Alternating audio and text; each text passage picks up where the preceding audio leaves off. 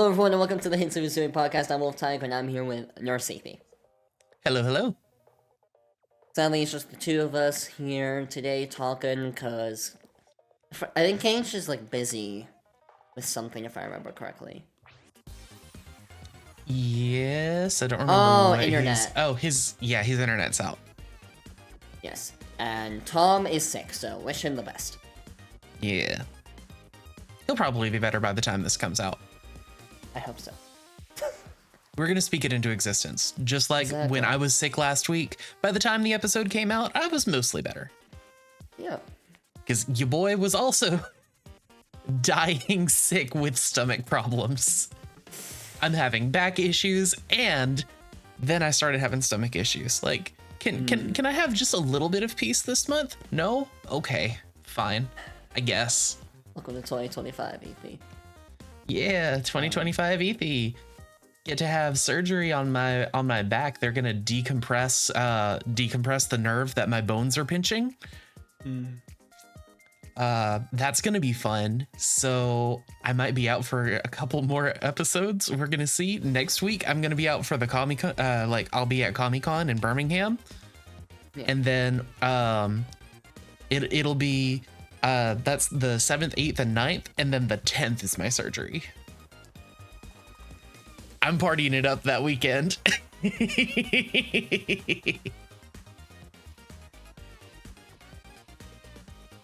And before we go too much into that, let's talk about the main topic of this episode, which was,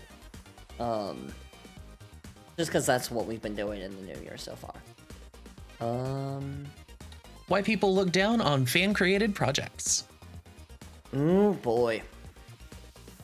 Because I feel like on the internet, there's definitely kind of, in the general, like, space of the internet, there is kind of, like, a general shitting on fan-created projects, not just fan games, but, like, fan films, fan fiction, etc., etc. And, I mean, most of the time, those creators are not, like, figures of the internet. I mean, neither are we. But, I mean, we have a podcast. It's something. But, like, I just feel like, yeah, I just feel like with this podcast, it'd be a good, like, opportunity to kind of talk against some of that, see why that is, and, I don't know, maybe debug some things. Yeah.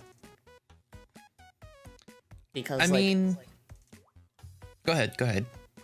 One of the first instances I, like, realized kind of how the internet views people who make fan-created content was, I'm not gonna go into the details of this, but it was, if you know the, like, when it was, you'll most likely know what I'm referring to. A pretty big fan film happened a while ago, but, like, some DMs got leaked out by a lot of the people involved making it, of some problematic things they said in the past. Oh. They were also young, though. Oh. If I remember correctly. But, so that's why I go, should they have said it? Absolutely not. But also, as long as, I don't know enough about the situation, but as long as they haven't done it recently, I don't know. Again, I would have to, like, tune myself to the situation to have, like, an actual opinion on it. But, yeah. No, I mean, generally people when learn and grow. Yeah. But, like, I don't have any evidence one way or the other. And I don't know if we can have evidence one way or the other. Anyways, that's not what I wanted to talk about. Specifically, like, it became a huge thing, like, even bigger than when the fan film first was, which was saying something, because, like, when the fan film released, like, its first trailer, the director of one of, like, the Hollywood movies of that franchise even, like, messaged the fan film director, kind of congratulating him on the release of the trailer. Like, that's how big it was. That's huge. Yeah. But, no, yeah, that is huge. But no, then those remarks came out, and because the fan film was so known on the internet, that did not help things, and there was a lot of content surrounding it. and like the VFX team dropped out of the project and all of that. But like I just remember one like YouTube short or TikTok in specific where someone was like, wow, you know, you were already bad starting off being a fan film director, but then you have to go and be this problematic thing too. Like, they were at all comparable. Which I just found to be a kind of wild statement. Because, like, first of all, like, with fan games, I can 1% get somewhat of an argument because most of the time fan games aren't made from the ground up and are built off of an engine, so it's not as much hard work as an indie game, I guess. Like, I can see an argument to try to be made in that direction. I don't agree with it, but I can see someone trying to go in that direction. Yeah. But like with fan films, that's not the true. It's the same amount of like work and talent and like build from the ground up as making any other film. Yeah. So like I can't even see you trying to make that argument. I mean, you could almost argue when it comes to Pokemon, not just essentials, but even like the Pokemon company itself. I'm sure they have a similar like base engine that they can pull from to help make their games. I'm sure, because I've seen a lot of people be like, yeah, since it was so close to like BDSP when that was made by Ilka, a lot of people just kind of assumed they probably had like a base engine that they were able to use for like at least for battling,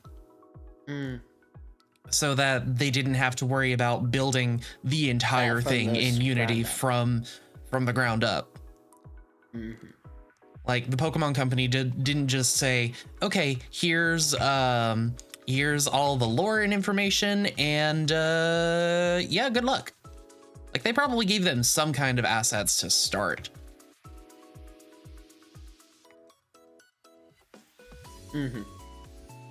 Some kind of a base to start off of. Yeah, and that's why like I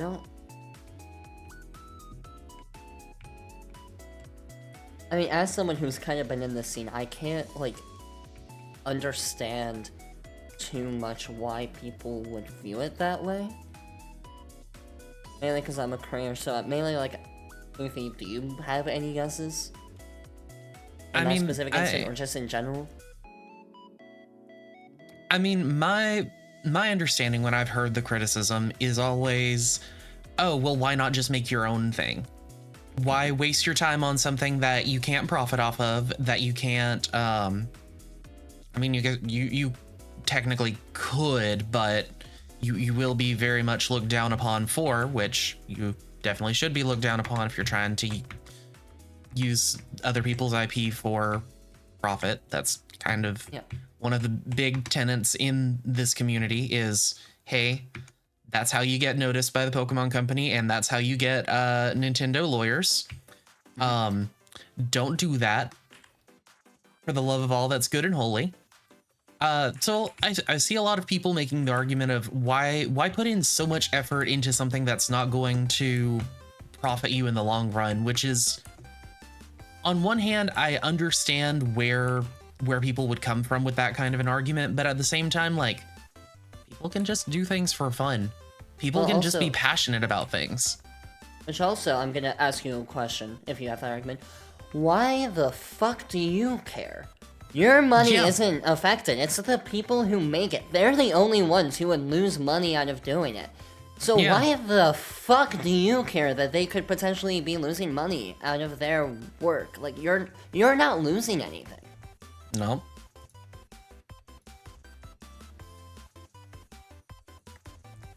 Like, if it was your money that's being lost, okay, sure, I can see where you're coming from. But if it's, well, why not just make your own thing and actually make profit? Well, why not just get lost and let me enjoy my life?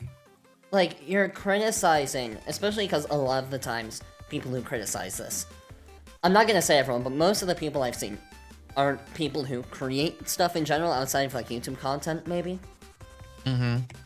Which also, I'm just like, I don't know, it feels like trying to weigh in on your opinion about how someone should live their life, not knowing what that entails. Mm-hmm. And like I said, like, if people enjoy it, go ahead, as long as they're still, like, able to live a happy life without having to worry about, like, monetary struggles because of it. Yeah. What the I've hell heard of is the people problem? sinking like $10,000 into a fan game. I've heard of it. I don't know if that's true. I hope and pray that it's not, but I do know there are people who sink a lot of money into fan creative projects just for commissions to, like, make their game look more appealing while not having the, like, artistic backbone to do it themselves, or to, like, get someone else on the team to do it. I don't know if I'd say backbone. Not just backbone, the artistic skill. Yeah. Because our artistic backbone would be that's different. not willing to do something out of fear of X, Y, or Z. Mm-hmm. No, yeah, that's totally true. And I mean, since we said we were going to talk about this, Cade messaged his thoughts about it, and I mean, this is more specific to Pokemon fan games than not just, like, general fan creative projects, but I do think it's true, and, like, he thinks that it's because, like, Pokemon fan games look down on is because of the history of Game Freak shutting them down. I mean, the amount of comments I see when people just try to be like, yo, look at this cool thing I make, and be like, oh, I hope Game Freak doesn't shut this one down. Mm-hmm.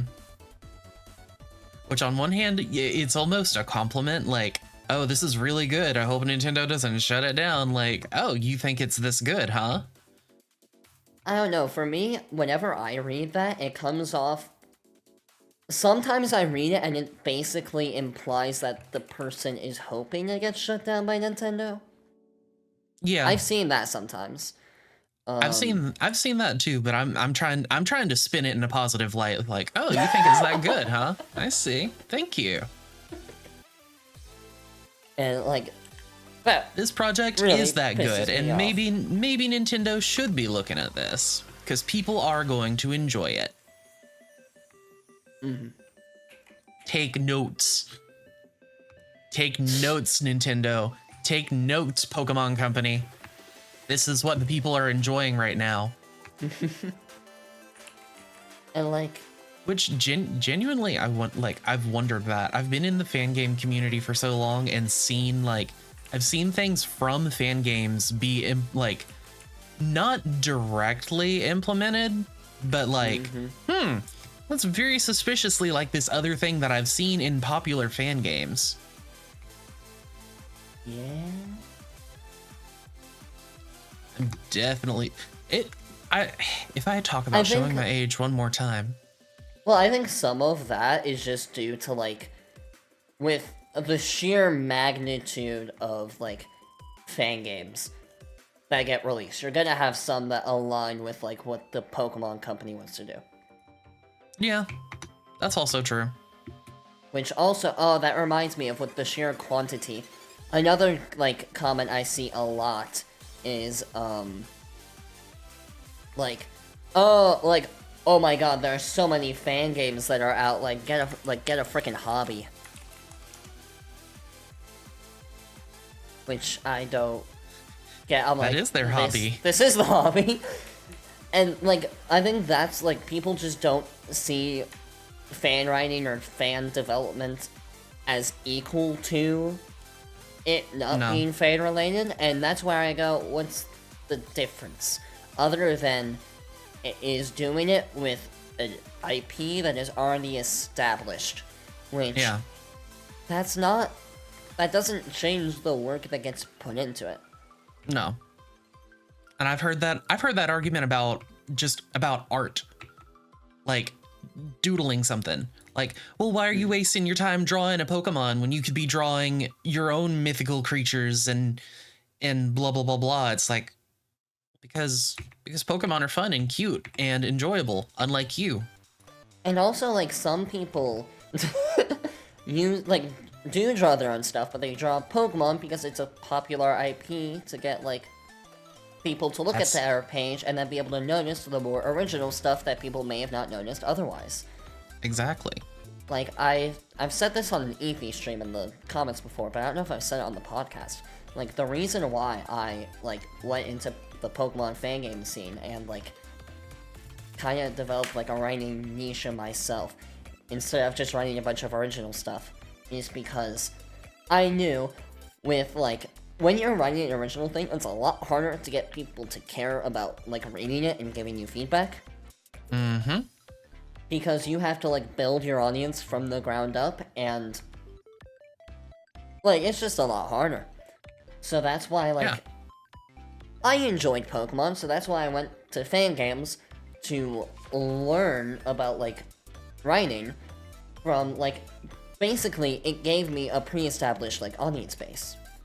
Yeah.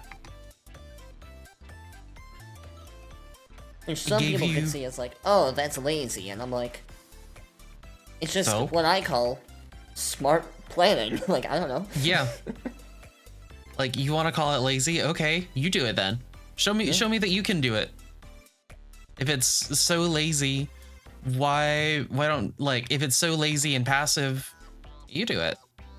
And especially you write and create your own stuff out of your own brain and just suddenly make millions of dollars like all of these people apparently do. Yeah, and especially with their original stuff. Yeah, sorry.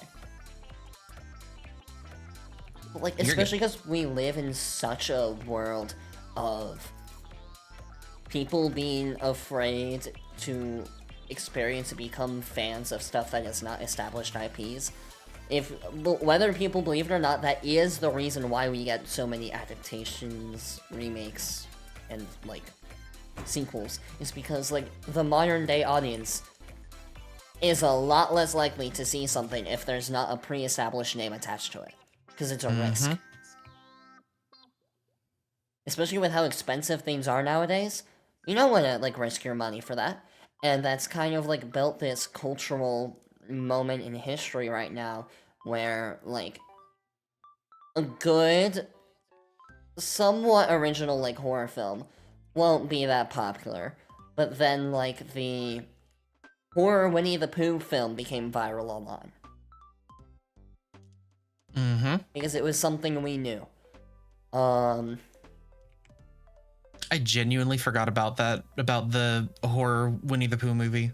I don't even, was it any good? Oh god, no, I saw it and I had to physically look away, like, partially through the movie and just stop watching it. Because it was, like, unwatchable. I heard the second one was good, like, better. They made a second... Dude, they're making a whole cinematic universe. Oh my Peter God. Pan movie has come out. A Pinocchio movie is coming out soon.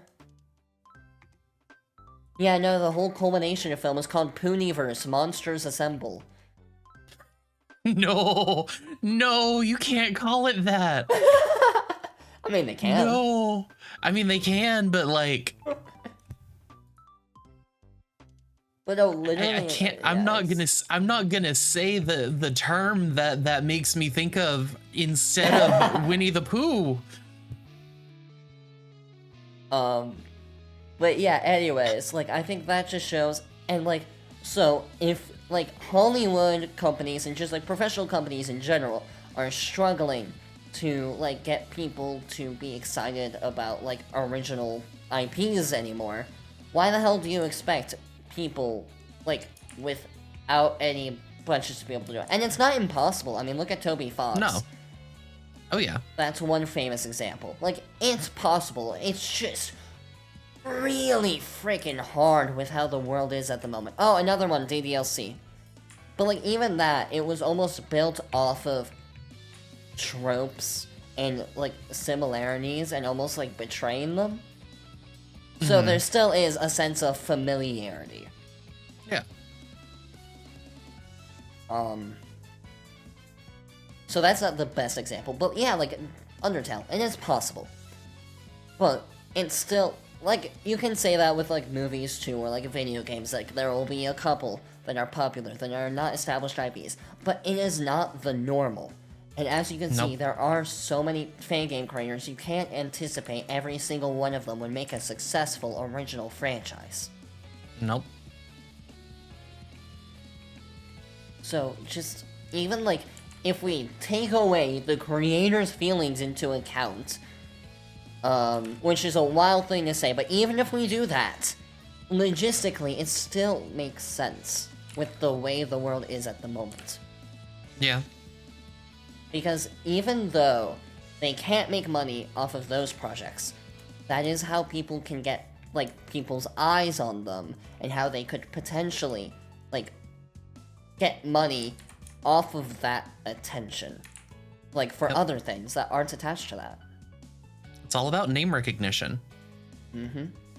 Like, that is the name of the game at the end of the day. Like, you're going to be more familiar, like, if I'm watching a film and it says, oh, written and directed by Wolf Taeko, or whatever your real name is, we don't have to say it on here. I'm going to be like, oh yeah, he did those Pokemon fan games. I might actually enjoy that. I might enjoy the stuff that he's doing. I guess I'll have to watch it and find out. But I wouldn't know that I'd appreciate his stuff unless I'd already played Abstract and Berserk, or your other games, Hito, or anything else like that. Mm-hmm. I love you trying to come up with, like, examples and then you just giving up. Yeah. I'm just like, you've made several games, but like Berserk and Abstract are like your two big ones. Mm-hmm. And especially if I don't mention Abstract, we're not gonna hit our quota. Same with Berserk, man. Yeah. The Berserk Abstract quota.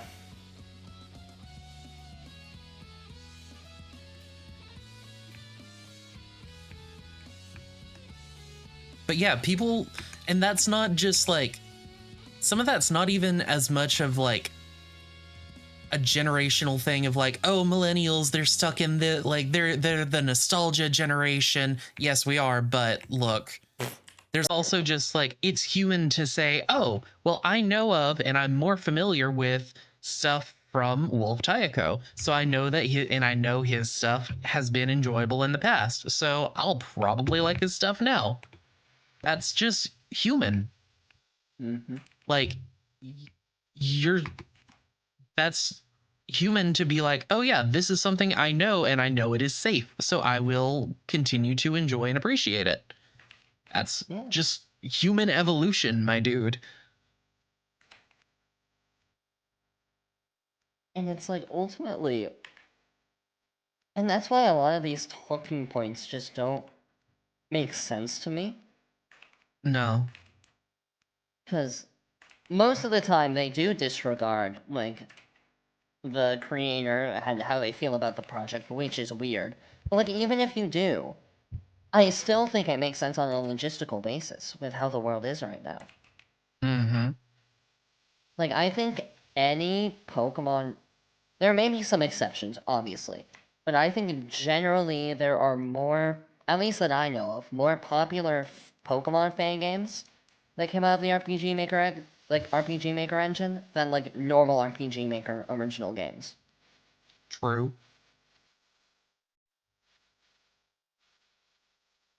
Like, I do know there is a little bit of a subculture of that.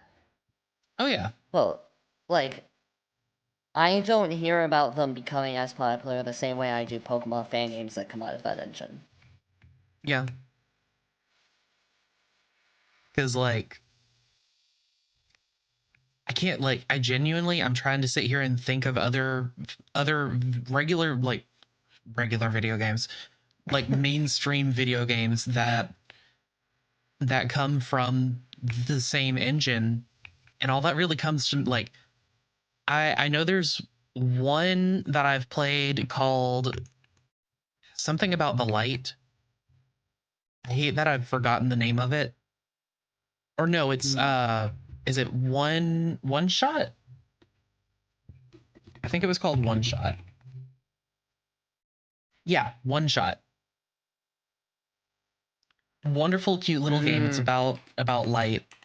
I loved it. Maybe other people will enjoy it if I talk about it.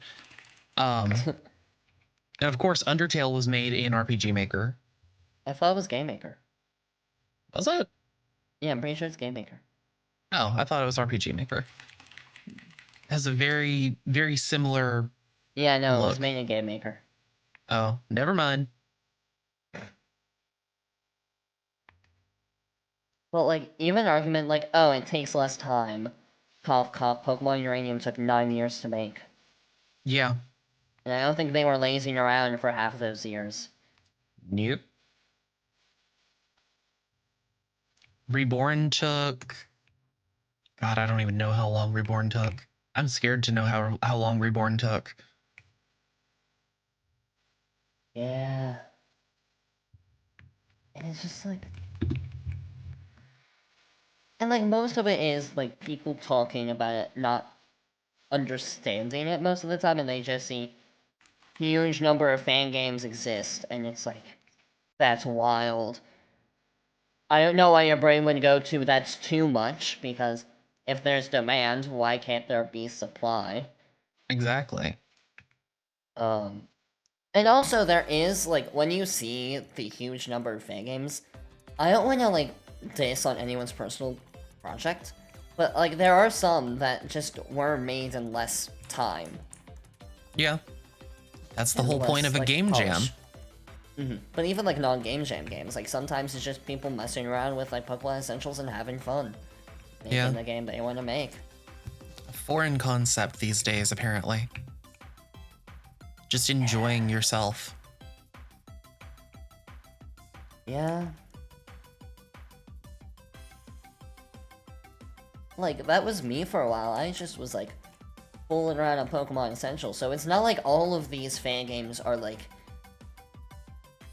all super popular and everyone plays them and, like, people are wasting their time playing all of these fan games and doing nothing else with their lives. And also, not all of these fan games are being made by the same people. No. Me making over 10 fan games, that is not normal. And that's mostly because none of mine are that long. Nope, I would argue probably abstract. Like, I think I've finished... What was it? The Broken, I finished that in one stream. That was like 2 hours. Abstract, yes, that took me a long time. I'll look it up while we keep talking. But, like, for the majority of my games, they were on the shorter side, so it still balances out to not be that crazy. Yeah. Like, I feel like sometimes when people see that big game count, they imagine, like, the same 3 people making those 100,000 games. And that's the only way I can... 3 hours? Okay. Like, that's the only way I can, like, explain it in my brain, I guess, for, like, why they would have that reaction to that many games, is, like, thinking it's like, oh, these people are making, like, not that many people are making all of these games. Yeah.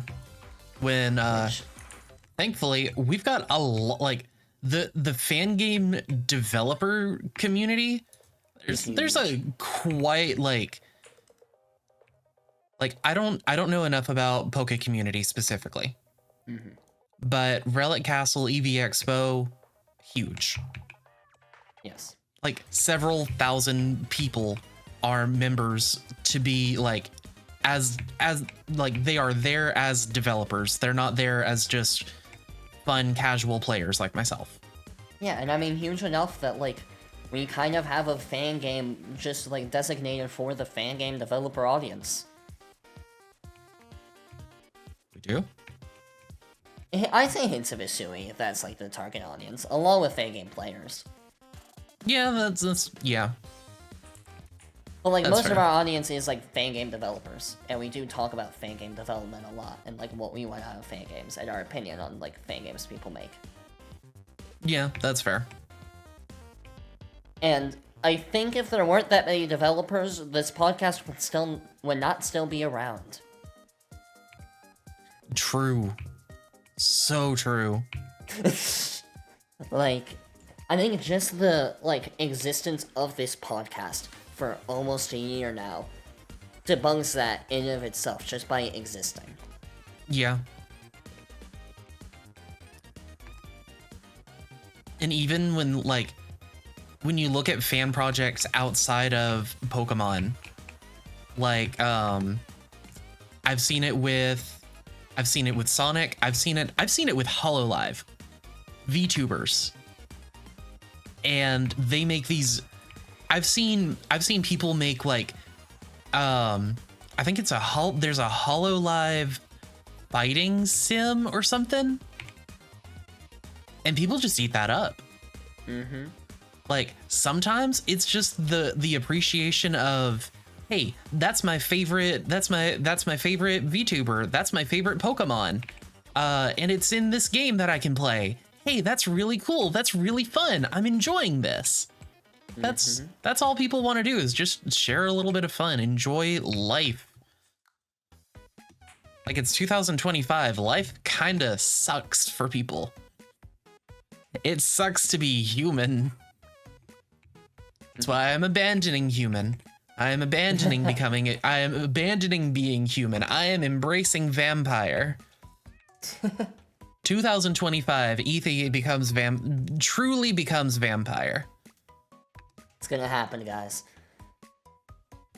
Yeah, the other point Cade said in his comment was, because there's been a precedent of negativity set, people are a lot more incentivized and encouraged to share any negative opinions they have. When the status quo of your favorite dev company is shut these projects down, people go with it. That's another thing. As the person who runs the, like, blue sky of, like, feed for Pokemon fan games, like, I sometimes monitor it to make sure, like, you know, nothing's going wrong, there are no fires I need to put out. And, like, as of recently, sadly, and also, good news, I got rid of all the political, posts that we get put in there for some reason. What? I think I put it in host random, because it was a specific account that would show up consistently, called Scotty Hertz, that, like, because there's a thing in the fan game community, I think, because Ronko was the person who helped, like, tell me what, like, tags to put in. She said to put in, like, CFRU, I forgot why. But, CFRU is apparently a very common acronym. So, like, Scotty Hertz would consistently go in there for, like, here, Interrobang Edition Open Source hashtag GILF 5 p.m. hashtag CFRU, and it's, like, this link that I just see a picture of Trump and Biden shaking hands. Oh, finally, some positivity in the politics world. I guess. Don't know if we want that in our fan game feed, but so that's dealt with. But like, as of late, I've been seeing more posts, sadly, about hating on fan games and ROM hacks to a degree. Just, like, stuff just complaining about, like, the general fan games. Stuff like, you know, the thing I hate about Pokemon ROM hacks is that they are like, we created fun new stories and add in other gens in this style. And then go on to be like, we balanced everything to be competitive EV championship levels, so if you're the average Pokemon player, get wrecked, fuck you. Or another post, which was from the same day, I'm not homophobic, but I am terrified of being convinced to give Pokemon ROM hacks another go. Which I don't even know what that means. What? I'm not homophobic, but I mean, okay, there are a few LGBT developers in the like fan game and ROM hack community. I mean, guess, if it weren't for trans women, the community definitely wouldn't be where it is today. Still want to do an episode about that. Mm-hmm.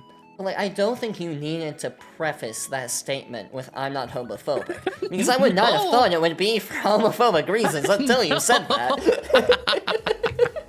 Like, you're putting yourself in that hole, man. I didn't do anything. I don't. We weren't thinking it until you said it. Yeah, man, it's your words, not ours. Like, oh no, man. Like, if you got something, if you got something off to get off your chest, let's talk, I guess. If you need to process some stuff, but it's not homophobic to hate fan games and ROM hacks. As the queer person from Hints of Hisui, I will give you the pass of it's not homophobic to hate Pokemon fan games.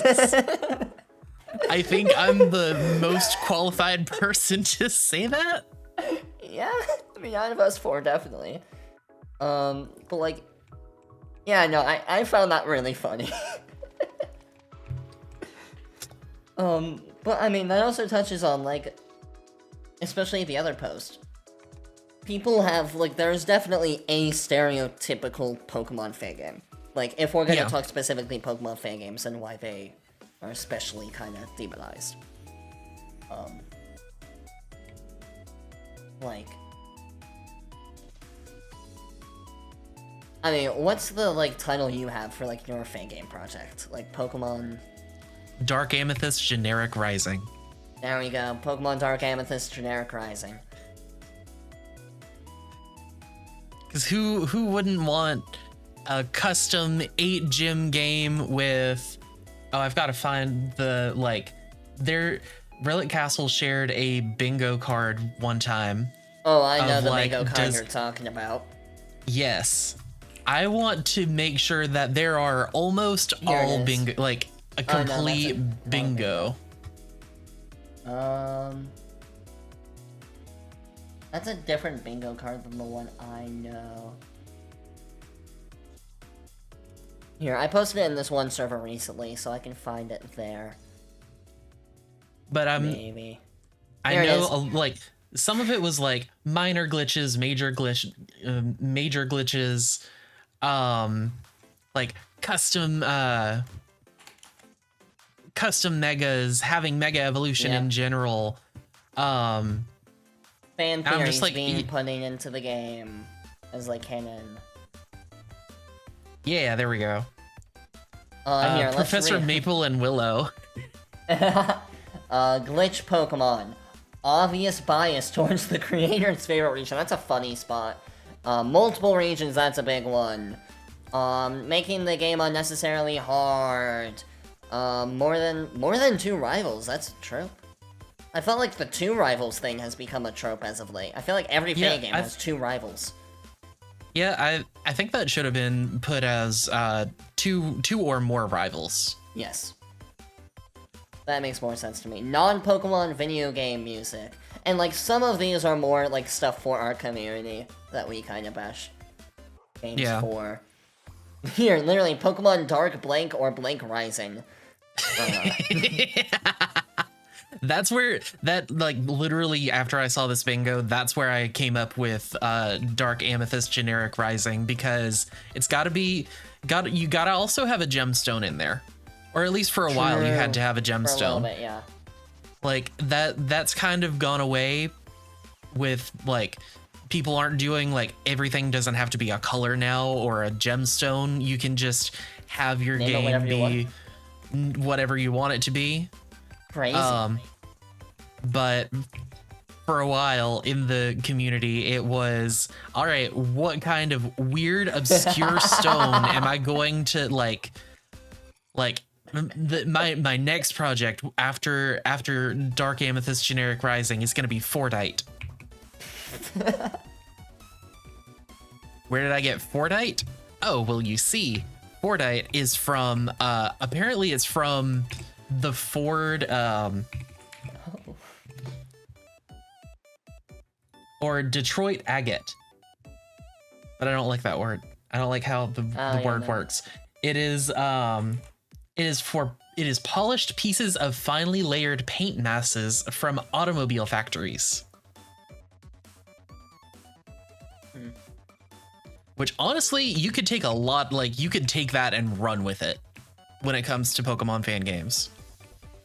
And there are some stories that can only really be told effectively using Pokemon as a base, in my opinion. And like, true. And another thing with fan games is like, since it's not an official game, they can almost be used as testing grounds to see how Pokemon could work if doing like different things. For instance, we're mentioning Abstract again, but I don't give a fuck. Like Abstract trying to see like how a Pokemon overworld like game could work, not done like Scarlet and Violet, or Pokemon Berserk. What if like Pokemon tried doing a darker like horror type game, and seeing like could that work, and experimenting with stuff like that, which Pokemon can't do. Nope. What if like, Pokemon decided to make just a life game? A game where you just you do your little tasks every day, you go home and you enjoy your life. Like you run a little cafe. I mean, there is a Pokemon Cafe game, just nobody liked it, I think. Oh, I genuinely forgot that Cafe Remix is a thing. Exactly. I genuinely forgot. See, there's how they could be improving. Well, like, imagine the controversy if Pokemon announced they were making a horror game. I can already see the headlines. Well, like, if it's a fan game, nobody, like, gives a crap. So you're able to have some unique game Pokemon experiences that you can't have with the mainline games. Yeah. Or what was, or some more, like, you can have more mystery dungeon type things where you live life as a Pokemon, and not just mystery dungeon games. You can just have like be a Pokemon and say, you know what, I'm gonna throw a Halloween party. I wonder what game you're talking about. Or maybe I'm just gonna go on an adventure.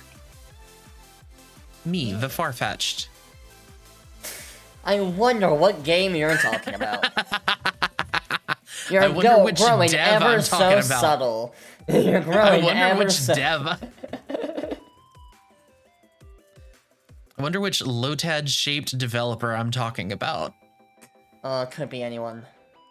Could be anyone. I'm really racking my brain. It might be Ronco.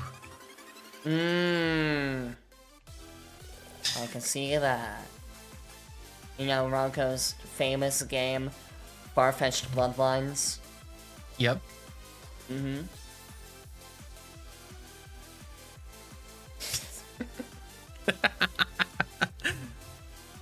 This is why we can't have an episode together. We'll just sit here and laugh the entire episode. We need someone to balance us out. Yeah. Mistakes will be made, and we will learn from those mistakes. And I'm sorry that this is gonna be just another wild one. That's when, I feel like... Look, the more I'm in the spotlight, the wilder it gets. So this is Tom and Cade's fault. True. That's why, like, when we got the Blulu episode, I know that that's not what that episode is titled, but look, it's easier for me to call it the Blulu episode, and everyone will hopefully remember Blulu. And if you're new to the channel, the Blulu episode specifically, basically, there was a bunch of scheduled conflicts a while ago in this podcast, and nobody could, like, show up, basically, at the same time. So, Ethan just recorded a solo podcast episode, and he complained about Fakemon in some fan games, and how they are all just like blue Wooloo and just like recolored Pokemon.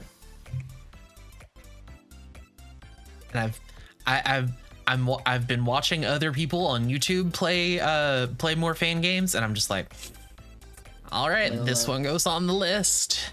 Here's another Blulu. Got another one. Or, like, sometimes it won't just be recolored, but it's still, like, not different enough, and I'm like, this kind of just still feels like Greninja to a degree. Like, I'm not gonna name drop, but I will put it in the chat. And this isn't, like you guys missing out, I just don't want to, like, shit on people publicly. Yeah. Or, I think I've seen a... What was it? Like, I guess this is a little different, but it still kind of just feels like that Pokemon. Mainly because it's still one of its primary typings near the end. Yeah, I can kind of see that. Like, it's not an entirely blue-loo situation, it's better than some others I've seen, but I'm still like, I feel like you still could have done more.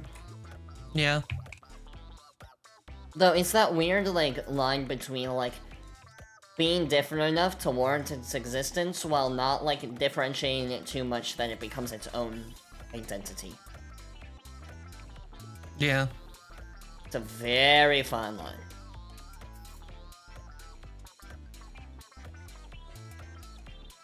Like, extremely fine line.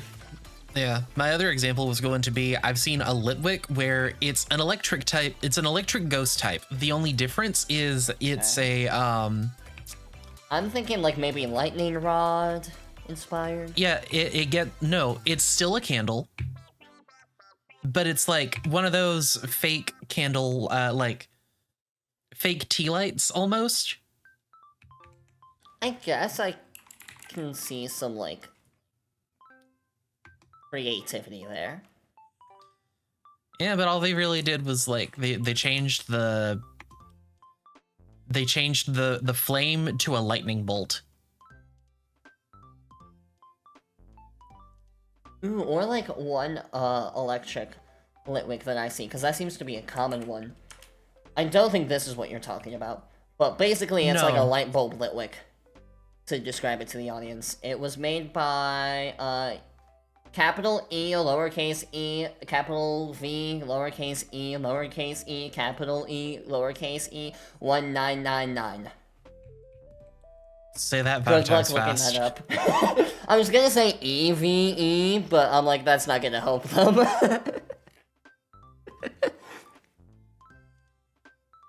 But yeah, this at least, like, this is at least a little bit different. Yeah, it's a light bulb Litwick. That's cool.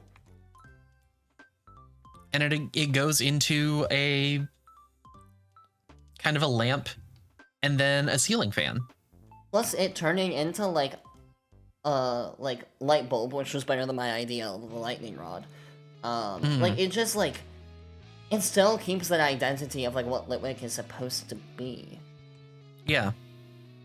So I think that's almost like a prime example of like when it should be, which not many people do. Nope. But like, I think as more people start doing more regional variants, even though we've had regional variants for over 10 years now. Oh God. Or no. I'm wrong. Well, 9 years, but it's close. Close. They've probably been in fan games for like 10 years, because I'm pretty sure fan games did stuff similar to it before it became official. Cough, Insurgents. Another game that's been around for over 10 years. Mm-hmm. Or it feels like 10 years. It's also not that crazy of a concept, so it's not like, oh, Pokemon stole it from them. It's just like, yeah, that makes sense. They literally stole it from Pokemon first. Like, Delta species is from Pokemon. Also yeah, like, other reasons for, like, Pokemon fan games to be, like, looked down on for, like, its genericness and all being the same. Sadly, with mainline fan games, there is an overabundance of 8-gym fan games. Like, just your kind of standard Pokemon adventure. With not much, like, differentiation between a lot of them. Mm-hmm. Which I do hope kind of changes in the community, but at least, like, in the EV Expo Game Jam community, that is not a problem. Yeah, when it comes to jams, because, I mean, it's been done, you're proof of that. Pokemon Yeah, Outbounds, I think, was another one that recently. Well, but even, like, with Abstract, that's not, like, just an 8-gym game because it experiments with the idea of an open-world game. Yeah. So I still feel like grouping it in with, oh, it's just, like, another 8-gym fan game is a little... It doesn't, like, what's the phrase? Like, speak to its strengths, I guess? Yeah. I'll give you that. And, like, Berserk, even though there's, like, gyms, I'd still not be like, ah, yes, this is just the standard Pokemon 8 gym game. Mainly because there aren't 8 gyms. Yeah, you might think that at first. You might, like, Yeah. that's the impression you get at first, and I do like that. Mm-hmm. But the entirety of Berserk is all about subverting the norms for you. Mm-hmm. So, which I kind of am glad that Pokemon fan games have such a stereotypical, like, way of doing things, because it made it a lot easier to make Berserk. Because Pokemon does have such a tried and true but growing stale formula. Yeah. We all know it. You wake up in the morning, you go and say goodbye to your mom, you go to the professor's lab, you get your starter Pokemon, you fight your mean or nice rival, or both. Then you go to your first gym, there's always a cave, there's always a water route, there's sometimes a desert, not always. There's sometimes a swamp, not always. There's always an evil team. That was another one on the bingo. Team blank. Mm-hmm. For your evil team. There's always an evil team trying to do their nefarious goals. There's always a legendary Pokemon that the evil team are trying to use. You always become champion. And, like, it's just, like, it gets to a point, like, as, like, there are a lot of fan games, and I think even though Pokemon does have its established, like, fan base, and it's easier to get, as I was saying, an audience with fan games than original stuff, I mean, you're gonna have to start being more original with fan games if you want to be popular. I mean, look at Poke Rogue, which became super big last year. It wasn't just a Pokemon game. Yeah. Even, like, I know we're just bringing up, like, the duology of problematic fan games of last year, but even Infinite Fusion at least has, like, a gimmick that made it popular. Yeah. They weren't too problematic until the very end of last year. Yeah. I wish I could think of more examples that aren't problematic, but I'm blanking at the moment. That's all good. But, like, I think there's a reasons why, like, stuff like that becomes popular, and even though, like, the traditional Pokemon fan game, like, they can get popular, and they have. They just never have become as big in the cultural zeitgeist as, like, stuff that are different have. Mm-hmm. Even, like, oh, now I can remember some other ones. This Gym of Mine. Everyone's heard of this Gym of Mine. I have not played it, but even I've heard of it. Like, ever since I joined this community. Like, it's a behemoth. I played it when it first came out, and I still had fun with it, but it's weird knowing that, like, that game grew so much more after the jam. It was a jam game? It was a jam game. Wow. Yeah, this Gym of Mine was a jam game that just popped off after, like, with one of their the developer worked on it after the jam, which is a rarity. Or at least at the time was considered a rarity. Now it's a little more normal to pick your game back up. Still, like, doesn't happen much.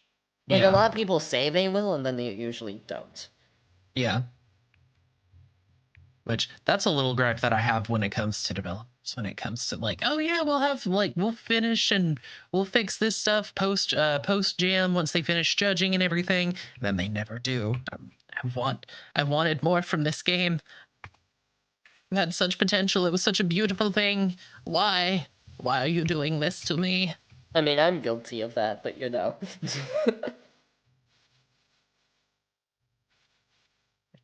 save. Oh. Well, I'm getting kicked out of my own podcast, it sounds like. Anyways, I've been trying to get into this one topic for I think 10 minutes now, so just gonna say it. Some Pokemon fan game stories are super edgy. Mm-hmm. And that also I don't does think not that's a give secret. the best impression of fan games. Yeah. I mean, some of the even some of the some of the most popular ones are also the ones that are the most edgy at the same time, hilariously. Snakewood. Reborn. Any of the Reborn games. Any of them. Which also... That's I no know hate towards the Reborn games, because y'all know that I'm like, if you watch this podcast enough, you know that I'm a Reborn person. Mm-hmm. Like, that's where I started, and just have genuinely enjoyed a good chunk of my fan game time. I think I've spent over like 500 hours in Reborn. Just Reborn. Not Rejuvenation, not Desolation, just Reborn. Mm-hmm. Wild. But like... But also, like, even though... Oh my god, I just said even though. Even though. Even though some, like, a lot of the major fan games even may, like, be edgy. Newsflash. Not all of them are. And I get that, like, you may just not care enough to, like, go searching for the ones that aren't, which... Fair enough. That's just more of a gripe on how the community has, like, developed, that those are the ones that are easier to find. Mm-hmm.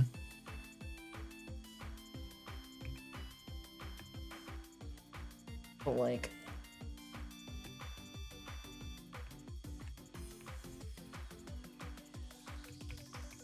Yeah, I don't...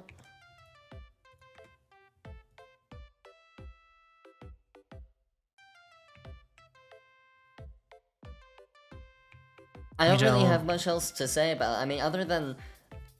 Because there's been such a pushback against edgy fan games as of late, like, from everyone, I feel like the community's almost going too far. Too far in, like, the wholesome direction? Well, there's nothing wrong with wholesome, but it's just, like... Because I've had pushback with... I'm not gonna say which project. I've worked on many projects, so you can't, like, pinpoint which one I'm talking about specifically. But, like, I have gotten pushback from doing stuff that I wouldn't even consider remotely edgy, more just, like, adding, like, nuance and development into the characters, and I've gotten pushback saying it's edgy. Which I don't blame them. It's more of just, like, I feel like because of that problem, people are very trigger happy and, like, trying to do anything that's not, like, what Pokemon, like, traditionally does to not, like, upset the fan base, almost. If you get what I mean. I getcha. Yeah. And that... Which, like, I get. But also, it's like, if you don't push the envelope, you can't learn what's acceptable and what's not. Because even though there are people who complain about, like, oh, the edgy fan game, there is a huge crowd of people I see online that, like, pray for more serious, mature Pokemon stories. Yeah. Which there is... We've talked about this on the podcast, but not this episode. There is a difference between edgy and mature. Yeah. Basically, the difference is just if it's done well. At the end of the day, yeah. Because there are some topics that can only be really brought up in a mature fashion, that if you brought it up in an edgier kind of game, it would not land well. No. Like, I remember one time I found this one fan game. Again, I'm not gonna name names, but it had a character that was depressed, and the revelation of that character being depressed to the player was done in one of the most it was still meant to be serious, but but like it felt like how the dialogue was written was like the person who wrote the dialogue just looked up symptoms of depression and just wrote like a Wikipedia like summary of what depression is like. Ooh. Like it didn't feel authentic, and also it's one of those things, shocker, people who have depression don't just go around like, hey, I have depression. Normally, at least. Usually not. Usually not. There's some. I see some people that wear their diagnoses like a badge of honor. I've seen some people on Twitter that like they're like, yeah, I have ADHD and bipolar and BPD and like an entire like almost laundry a list? freaking laundry list. Thank you, of their diagnoses, and I'm like. So I don't mean this as a hateful thing, but like, it's good that you know what you have, but also you're like one step away from somebody, like you're almost inviting terrible people to come in. Like, you don't have to have all of that in your profile, please. No. Like right there on your like it's one of those things, and like it goes. What's the word? Bio. Yeah. Like, it just goes into the thing of, like, and this is a personal thing, but, like, if you want that to be your identity or not, kind of thing. Because, like, if you wear that around on your, sleeve as much, and, like, bring it up a lot, normally that can just be, like, all you're attributed to. Yeah. Which I don't think many people want. I could be wrong. If you want, well, then, you're doing your job successfully. Yeah. But it's okay to also just be yourself and also be like, yeah, I also like, personally, I have ADHD, I have bipolar depression. I might have a touch of autism that hasn't been professionally diagnosed, but my, like, the call is coming from within the house on that one. So. Yeah. And also not severe enough, it sounds like, to like completely impact and like make your life much, unless I'm wrong. Yeah, no, it's more of a, it's not, in my case at least, I don't struggle with autism struggles with me. I like that way of putting it. Which, thankfully, I'll say all of my mental illnesses right now they struggle with me, I don't struggle with them. But that's just because I'm in a much better place, and I am definitely properly medicated right now, and I'm not off of my meds. And also, it's like, especially why I kind of want to push to still talk about some of this stuff in stories is, like, sometimes when stuff like this happens in real life and you don't have stories as like a basis, it can lead to you like not knowing what to do almost. Because it's just something that's like unfamiliar with you if you haven't like formally experienced it like if you haven't seen it in a story, you don't know what to do in that situation. I guess I don't know how else to phrase it. Yeah, it's experiencing things in media is how people learn and understand about things and topics that they typically might not have experienced or understood before. Yeah. And that's why people should be reading books. That's why people should be consuming media about different people and different cultures, different, like, not just like living reading and experiencing everything about themselves, an echo chamber. It's okay to explore and understand, like, this is what people from this part of the world are from. This is what these, like, people from here are like. This is what it's like to have these kind of problems with schizophrenia, ADHD, autism.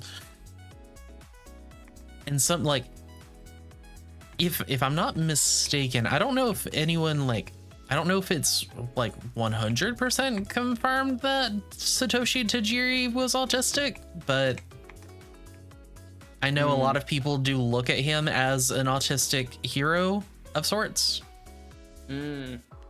And also, it's like, I don't want to talk about this example too much because it's not my story to tell, but like, I know someone who, like, because of a story was able to more understand their identity than they did before. Yeah. Which is a great thing, in my opinion. Yeah. I mean, the developer of Celeste, we've talked about it. We've talked about this game before. It's a game that the developer themselves, as they were developing, they're like, oh, actually, I'm trans. Huh. Well, how about that?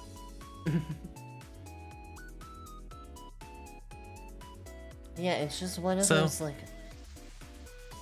I don't want to, like, shy away from these topics in writing, scared that, like, it'll be edgy. Because that's, like, severely limiting yourself. Unnecessarily, I feel like, sometimes. Like, I get Agreed. where the concern is coming from. Yeah. But, like... Again, it's like limiting yourself. It'd be like if you went to Edgar Allan Poe and said, "You cannot write scary things, it makes people uncomfortable." Like, imagine if someone said that to him when he was younger. Where we would be as a society today. And just other examples like that. Where if we don't... And like, I don't know enough about Edgar Allan Poe to know if that was a good example. I don't know, he was just the first one that came to mind. Like, if we don't push writing... and, like, what is acceptable and, like, what is okay almost. Like, we won't know what is good, and we won't develop in writing, and we will stay in the problem that people have complained about of just, like, the same old things over and over again. Mm-hmm.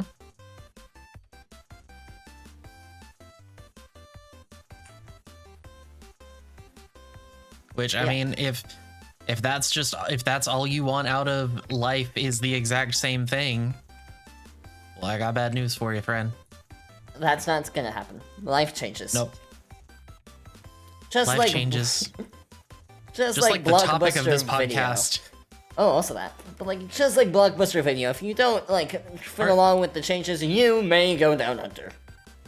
Are you old enough to like? I never went for Blockbuster. Okay. I never went to a Blockbuster, but I mean, I've heard about it as an infamous example of like not. Like, changing with the times and, like, pain because of that. Yeah. It definitely has turned into that. It's just... My old bones creaked when you said... Blockbuster. I'm like... No, this is a... I haven't heard that name in such a long time. Exactly, like... that name has not been spoken for many a millennia. How do you know this name? That's fun. Which apparently, are there still like 2 or 3 of them in Alaska, I think? Maybe? I don't know. But... someone in the comments can tell us. Yeah. Yeah, I think generally... I think we've talked about, unless you can think of anything, like, the major gripes when it comes to fan-created content and Pokemon fan games specifically. Yeah, I think we've covered we've covered enough of it where if we were to shift topics slightly, we can. I do want to follow up with at the end of the day, let people tell the story that some people have a story that they need to tell. Some people just want to have fun. There's literally a song out there called Girls Just Want to Have Fun. Girls just want to have fun. If it weren't for trans girls having fun, we wouldn't be here. Yeah. All right, yeah. Yeah.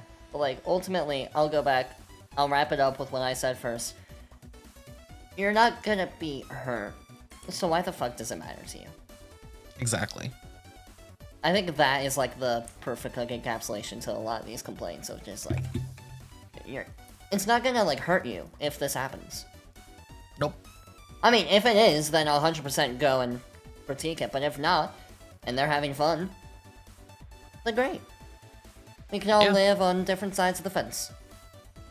Yep. The grass might be greener on our side, but it's okay to be wrong sometimes. Exactly. I genuinely do mean that. Like, it is okay to be wrong sometimes. I admit to that every day at work. I might be wrong. I probably am wrong, but you know, we're gonna get it. We're gonna figure this out one way or another. Mm-hmm. I tell patients that. I tell family that. I'm like, I don't know all the answers, but hey, we're gonna. I've been wrong. I might be wrong. I've been wrong before, and I'll be wrong again. Mm-hmm. But yeah, and hopefully, like, through us talking about this topic, you guys can... I mean, I don't think our audience is the problem. No. But, like, maybe you still see things a little bit differently.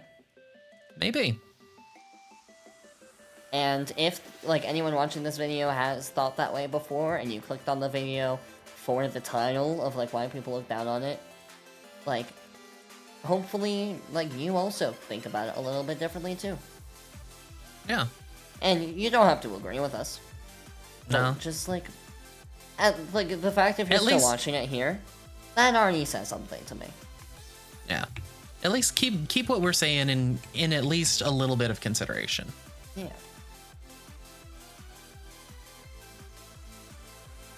So yeah, if that's all you wanted to hear about, you are now free to leave the podcast, because now we are going to transition about talking about more random stuff in our personal lives. So if you don't want to hear about that, that's okay. I appreciate you guys for staying this long.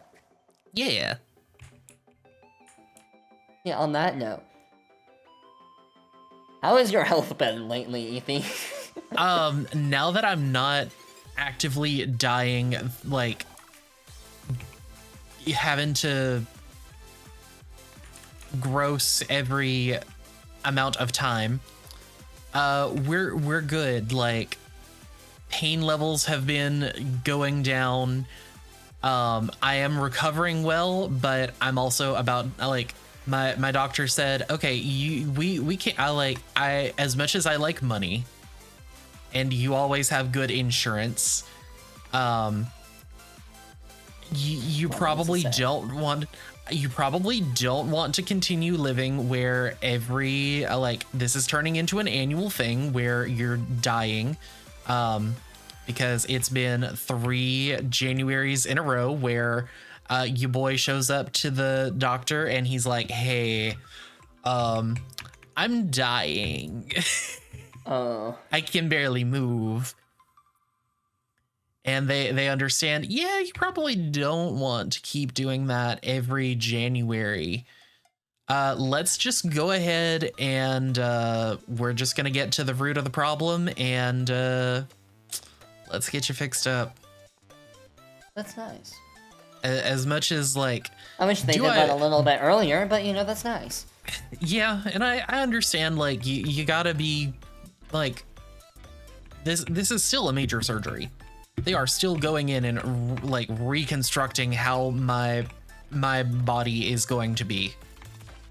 Like, you still have to, that still has to be something kept under consideration, even if all they're doing is shaving down some of the bone. I see. It's still major surgery at the end of the day. And that's not something that you want to just say, yeah, this is kind of bad, but we can let's go and do that. mitigate it, but let's avoid it. If we can keep avoiding it, let's keep avoiding it. And I don't blame anyone who actually, no, there's one doctor that I went to one time and I do blame him because, like, I genuinely thought I was going to just die from the pain. It was rough. And there was he sounded like he was like completely set on, I am never going to operate on this man.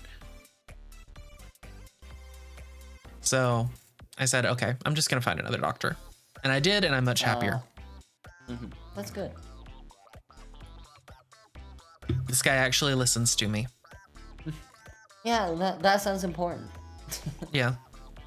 And while no, I didn't want to have to consider having having my bones shaved. That's a sentence. Yeah.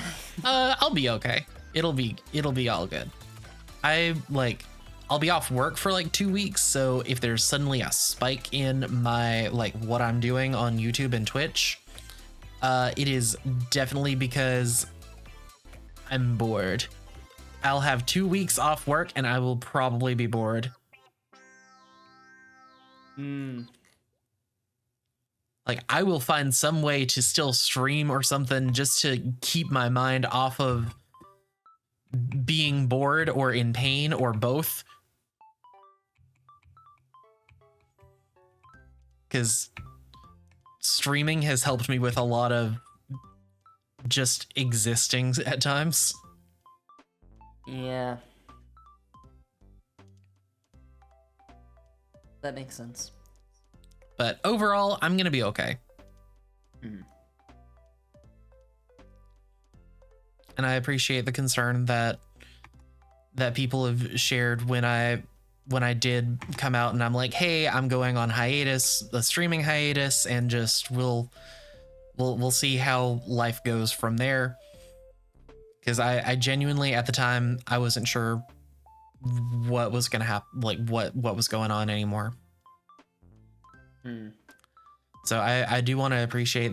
I want to thank the Hints of Hisui viewers that sent warm wishes in my trying time, and the one person that sent me it was Danny DeVito's face on Chansey that said, "Can I offer you an egg in this trying time?" Oh my god. I hated it. And the fact that, like, this was a tattoo. This was a picture of a tattoo. Somebody has this on their flesh. Permanently on their flesh. Did they get it for you, or was this something they always had? No, this was a picture of someone else's tattoo. Oh, okay. This was not their tattoo. Thank God. Okay, good. If it was their own tattoo, I don't know. I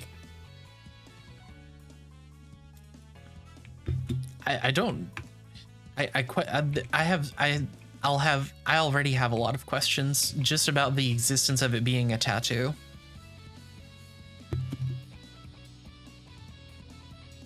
Fair. So how has your life been? We can change topics now and not be on my upsetting life. Yeah, I mean, there's been a lot that I can't talk about, but I think there is some I can talk about, just in the realm of, like, school things. I know, that's what all you adults want to hear, me complain about school. High schooler. Yeah. But, oh yeah, another thing, Crimson, like, pointed out, what was it that I say a lot? It was, like, yeah, no. It was like, no, but, I think it was like, no, but, or something. It's like, no, but, and then I just go on and I, like, talk about something different. I don't think that's exactly what it was, but it was something. And I was like, how the hell do I say that? Anyways, I'm sure that's how you responded, no, but. I don't have this thing, but. No, yeah. I had a presentation in school today. I was talking about, like, and I mean, we talked about it a little bit on the podcast, the topic, but just, like, change. But specifically, the topic was, do the potential positive effects outweigh the potential negative effects of, like, big movements for, like, social change? Interesting. Because, like, when you think of, like, big movements to change from the past, I feel like everyone just goes immediately like, oh, yeah, that's good. Like, people don't really think about, like, potential downsides of it, mainly of... I mean, everyone thinks of, like, oh, you could end up getting hurt. That's the free space on the bingo card. But, like, I even looked at stuff like, you could follow a cause that either doesn't care about the issue and uses it to push, like, their own agenda, or they, like, put something as like the issue to make a bunch of people like rally around them when that's not the issue. There's just a scapegoat. Yep, I could think of several examples of that one. So like stuff like that, stuff like that was a big negative on top of like obviously you can end up hurt. I still ended up like the positive effects do potentially outweigh. But I mean, just as a like a also be aware, it's not all the sunshines and roses. No. Like you should still like be careful, basically. And that was kind of like the point behind it. And also it was a school presentation. It didn't need to be that deep anyways. It's another good way of looking at it. But no, the presentation, it's gonna be like the majority of my grade, like most of this semester for a while. It seems like. And so I was like, okay. I gotta do well in this presentation or else my grade is gonna suffer. But I felt like it went well. I had note cards, but I didn't read off them that much. Classmates, like, applauded me for it, which was good. But I'm like oh, you're done talking to me, applaud. But like, some people were like, hey, you did good, and I was like, thanks. Hell yeah. But people who did not sit next to me, that reminded me of like in speech class, sophomore year. Because in my old high school, speech class. Actually, I don't know if I can say that. That may be too revealing. Never mind. Something to do with speech class. In my old high school. But I was taking speech class. And, like, I think it was my final speech. We had to do an argumentative speech. And I did a speech on, like, short form content. Okay. And saying how, like, it may be bad for you. Some of you guys may disagree, but like, I still remember how I started off that presentation, because I honestly think it was a genius way to start it. So I called the presentation the Ticking Time Bomb. That was the title. And I did not say at all what, like, the presentation was about for I think the first 30 seconds. And my, like, hook for the argument was basically, I am terrified to mention what my argument is, because I know the second I say what my argument is, half the people in this room are gonna instantly not listen to anything I say, and are just gonna be like, oh, blah, blah, blah, blah, blah. And then the other half will just go, oh, yeah, he's saying what we're all thinking, man.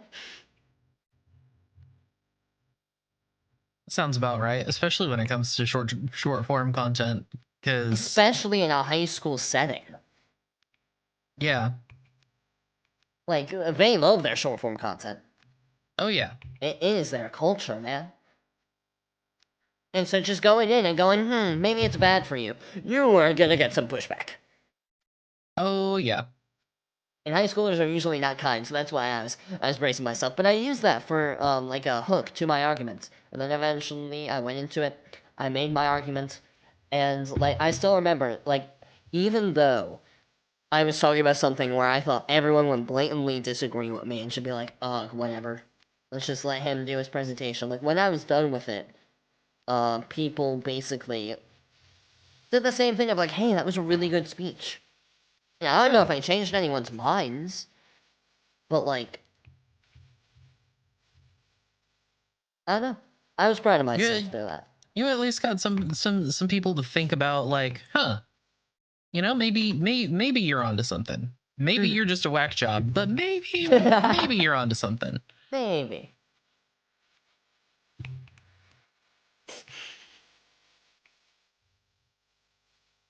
So hell yeah, we stand. Yeah, do people still say that? I think so. And it's not like a common phrase, but I've heard it before. But yeah, the main thing I was going to talk about in my presentation before I went off on a tangent, like we've been doing this whole episode,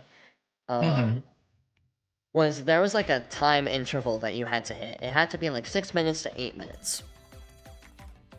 I ended my presentation at exactly 8 minutes. Not a second more, not a second less. Nice. I don't know how. I didn't have like a timer on me to like check how far I was in. I was just like, I feel like I've been going for a while. I'm gonna rush through my conclusion a little bit. And then I hit exactly 8 minutes somehow. Nice. So, you know, I'll take that. Let's see. You said this was your sophomore year, so that was 2 years ago. 2 but years this ago. presentation was today. Oh. I was thinking it would have been TikTok one. It would have been hilarious if you year. would. Yeah, that's the one I'm thinking about, because I'm sitting here thinking, how funny would it have been if you had gotten on the projector or on like something behind you, and it's just Subway Surfers.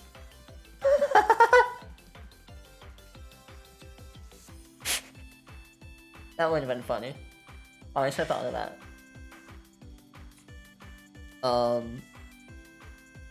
Oh, and there was another thing in speech class. We had to basically do a pitch for like an invention, and we were in a group, and we came up, and also it had to be something that was realistic.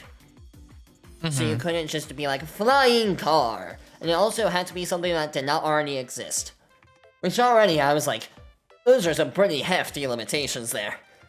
Yeah, just a little bit. But I mean, for high schoolers have a good chunk of creativity and imagination, I guess. But it was funny. My first idea was a microwave TV. Basically, the screen on a microwave would like work as like a TV screen, so that while you're like eating breakfast and lunch and dinner, you can watch TV. Obviously, there are many problems with that idea, but then we looked it up, and that for some reason I think already exists. What? Let me look it up. Yeah, no, there's a... I'll put it in the chat, like a picture of it. But yeah, no, it's basically just like a microwave with like a touchscreen. Even though, like, your dinner table will most likely be far away from your microwave. Oh my god. Not to mention, microwaves are loud. How the hell are you gonna listen to any videos? While just hearing, like,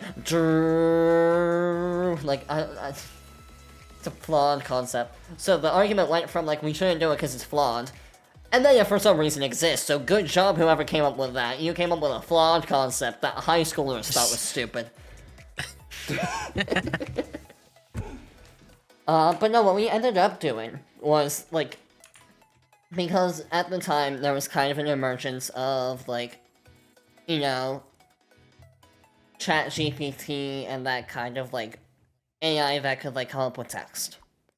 Mm-hmm. And so we came up with basically a device that would be, I forgot what it would look like, but there would be some kind of microphone in the device that would listen to the people talking around you, and then it would, like, come up with, like, the best response to what to say to them, and then it would say it to you, and then basically it helps people who are, like, socially don't understand, like, social cues that much.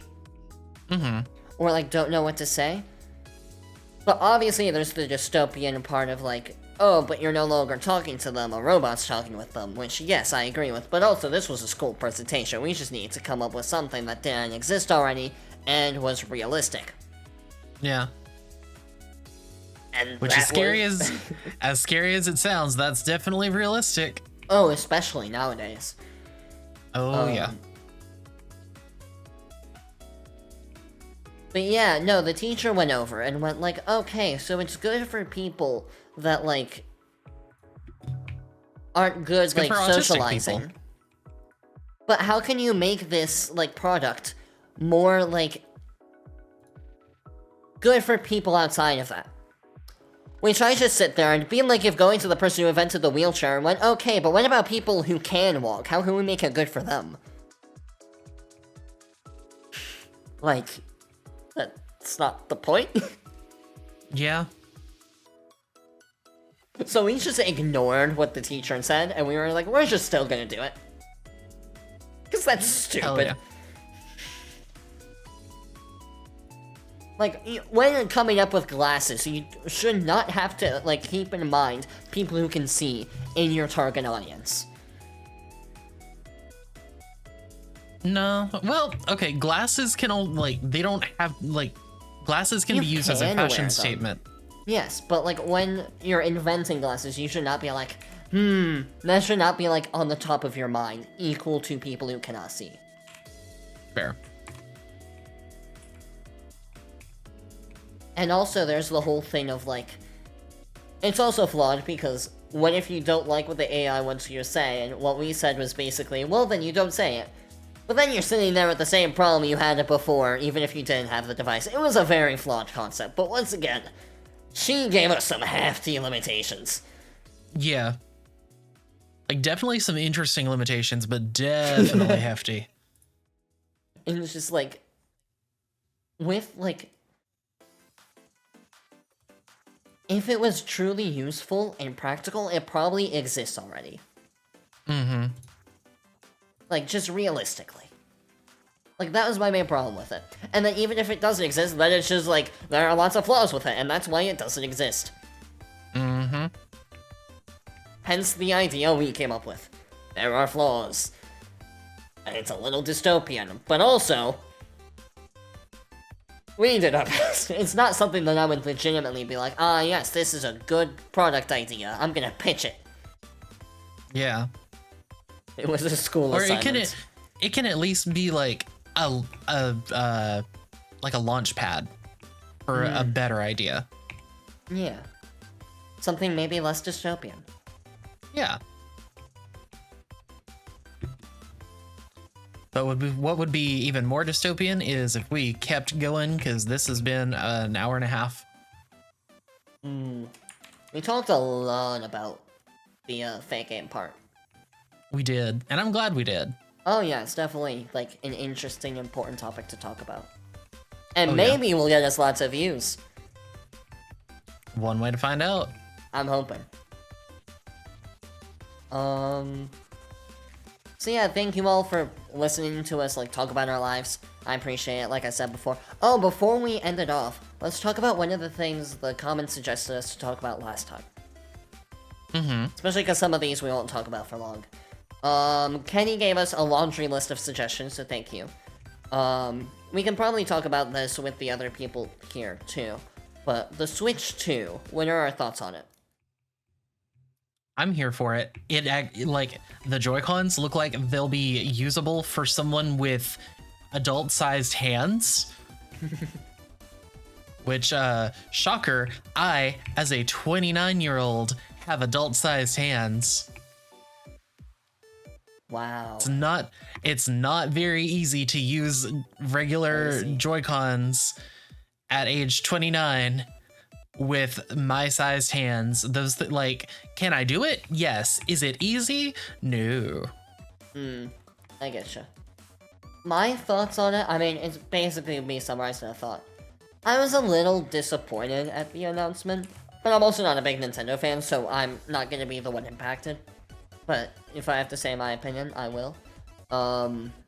Because the reason why I was disappointed is just because, like, the Switch has been out for so long, so I feel like there was this expectation of, like, oh, what crazy thing have they been cooking up to, like, succeed the Switch after all these years? Like, when did the Switch come out? 2017? Something like that. I think it was in 2017. Let me look up. Yeah, March 2017. It's been out for almost 8 years. So I was just like, what the hell did they come up with? Oh, it's the Switch, but with better specs. I feel like you could have done that earlier. Yeah, I mean, you could argue the OLED, but... I mean, that was just a difference in screen, not, like, power. Yeah. Like, and that's my main thing. I'm like, if all it is, like, an upgrade in the way, like, the PS5 is, it just feels weird that they waited so long to do it. But, I mean, that's basically it. The design, it looks like a Nintendo Switch 2. I don't really have any thoughts one way or the other. And then... Yeah, it just... I'm here for the colors. I do like the colors. I will say that. But yeah, am I gonna buy it? Probably not. I also don't play video games, so I'm not the target audience. And you're not a Nintendo person, you're not a gamer, and yet here you are, a Pokemon fan game developer. I mean, I've already explained why, but yes, it's very funny. I know, it's the irony, like the irony will never be lost on me. Especially, I then not only made Pokemon fan games, but then made a podcast around Pokemon fan games. Mm-hmm. But yeah, what release games do we hope to see? ZA, that's basically it. That'd probably be the only reason why I would buy a Switch 2.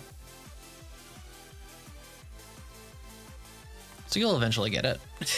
I mean, most likely. My sibling is also a lot more into gaming than me, and will probably just end up getting because of games that they'll want to play. Then just use theirs. Exactly. I'm not gonna waste my minimum wage payment on a console I'm gonna use for like one game. Realistically. Still wild that you're considered making minimum wage. Oh yeah, that's what's gonna be our next presentation in school. We're gonna be talking about minimum wage. Because the federal minimum wage is disgusting. And that's what it is in Alabama. I am aware. Painfully aware. I keep forgetting you have distant relatives. In the state. Yeah, so we'll talk about Kenny's other topics at future episodes, but I just wanted to start going down that list, especially because some of them are like we already have plans for episodes. Like Pokemon Day, we'll probably just talk about the day after Pokemon Day. Yeah. Which, oh my god, that episode, that's gonna be a quick turnaround, because we're gonna have to record it on Pokemon Day. Because it's on a Thursday. Ooh. But yeah, that'll be fun. Oh, it's gonna be so much fun. But yeah, thank you so much, you guys, for watching, listening to us yap. I felt like this was a good episode. I think it was important to talk about. I enjoyed talking about it. I think we had a good time. And I guess for our questions for the comments today, I guess, like, you talk about, like, why, like, fan game creating and content, like, is looked down upon and if you think it's fair. Obviously, our community generally will think it's not fair. But, I don't know, I think it's just interesting to talk about. Because it's definitely something prevalent with just, like, our existence that we usually don't talk about, just because, I mean, we have... Partially, I get it, it's just like we'd rather just have fun making what we want to make. Which I respect. Yeah. But also, like, if you want to talk about it, here's a space to talk about it. Yeah. So let us know in the comments what you think. Definitely. Be very interested to see what other people think. Or in the words of Madry Bread, go ahead and leave a comment. Comments are good for the YouTube algorithm. That too. We honestly need to do the, like, comment suggestion earlier in the episode than, like, right before we're done, because most people will probably already be gone by now. Probably. Well, so yeah, if you're still here, comment down below. Thank you all for watching. We'll see you all next time. Bye.